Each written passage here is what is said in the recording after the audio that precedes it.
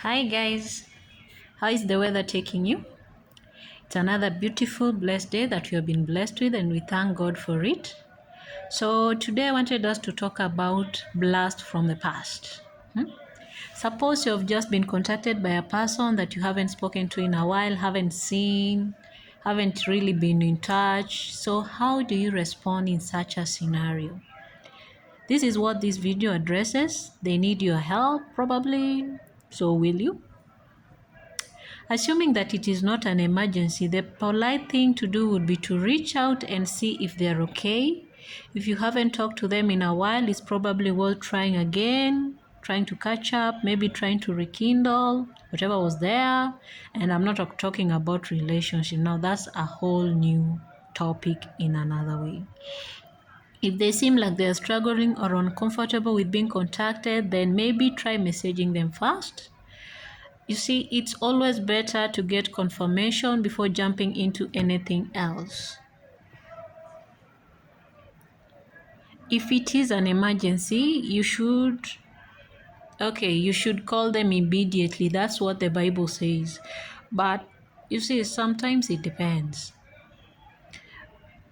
Emergency, I think we have emergency responders. Huh?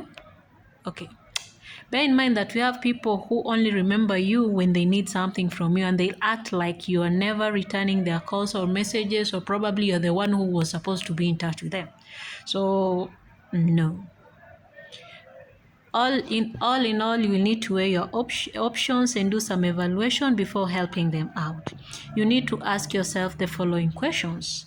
Are they in imminent danger? Is this something that can wait until later? Can you be certain of the information you're getting from them? Do you have the resources to help? Is it something that you would feel good about helping with?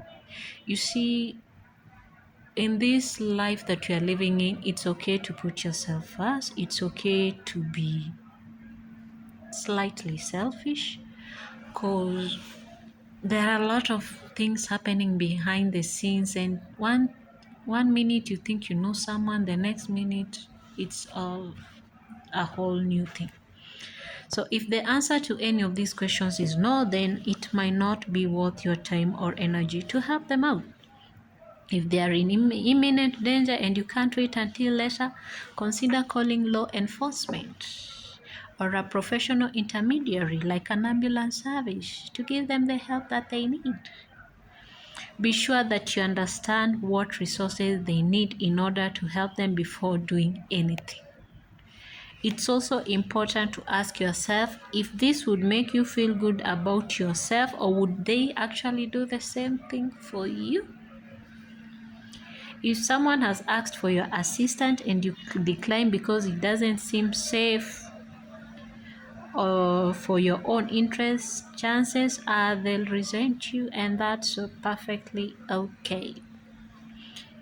So you can, it's only courteous to reach out to them and explain what you can do and can't do. Let them know that you're willing to help in whatever way possible, as long as they are comfortable with it. And if they hesitate or don't want your help after hearing about your instructions and your safety measurements, maybe it's best to stay out of touch. And yeah. But what happens if the person in question was a narcissist or toxic? Well, this is the difficult question to answer because different people will react differently to toxicity. Some people may be able to keep their cool and maintain communications, while others might break down or lash out in anger. If the person you're trying to help is toxic or worse, it might not be your time or energy. So I've just realized I have a problem with the word toxic. I'm saying it as toxic. So where you had toxic, it was actually toxic. I'm not redoing. A toxic person can tear the little peace you have in your life and leave you broken and vulnerable. If they're unwilling or unable to take care of themselves, it's not fair to put you through that. You might choose to distance yourself and hope that the person will get better on their own. In some cases, this might work, but more often than not, it doesn't, and that's not your fault. If you decide that it is indeed worth your time and energy to try helping someone who is toxic or worse, be prepared for a long encounter filled with emotional turmoil and uncertainty. Be patient with them if you are blessed with that patience. And know that there is always a high probability things could go wrong. So, in the end, is the blast from the past worth it? You decide. Thank you.